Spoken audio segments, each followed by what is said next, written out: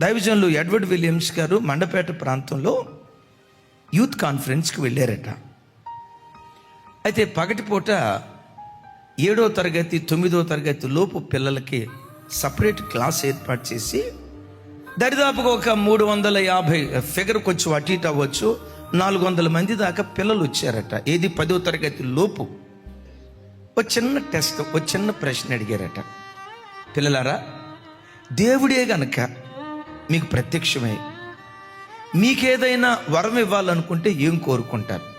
మీ ఇంట్లో ఏదైనా మార్పు కావాలని మీరు ఆశపడితే ఎలాంటి మార్పు మీ ఇంట్లో కోరుకుంటారు అని అంటే, వచ్చిన 400 మందిలో 90% పిల్లలు అక్కడ దైవజనులకు చెప్పారట, మా తల్లిదండ్రులు ప్రేమగా బ్రతికే వరం దేవుడిచ్చేటట్లుగా ప్రార్థన చేయండి అయ్యా.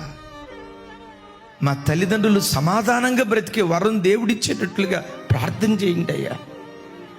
అరే పసి హృదయాలను అడిగారు, ఏం కావాలయ్యా మీకు? మీ ఇంట్లో ఏ మార్పు కావాలి? కారు కావాలా, ఫ్రిడ్జ్ కావాలా, కూలర్ కావాలా, ఏసీ కావాలా, డీసీ కావాలా, బీసీ కావాలంటే ఆ పిల్లలు చెప్పిన మాట ఇవేవి వద్దు,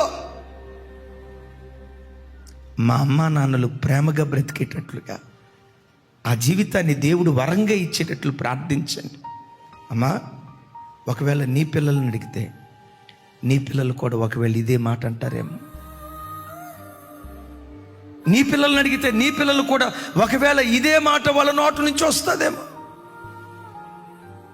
మా అమ్మ నాన్న మధ్య ఎప్పుడు రవసయ్యా, ఎప్పుడు కొట్లాటయ్యా, రాత్రిపూట పండుకునేటప్పుడు నెమ్మదిగా పండుకున్న జ్ఞాపకాలు లేవు, ఎప్పుడు ఏదో ఒక కీచులాట మా తల్లిదండ్రుల మధ్యని. నీ పిల్లలు కూడా ఒకవేళ అదే స్థితిలో ఉన్నారేమో ఆలోచించు.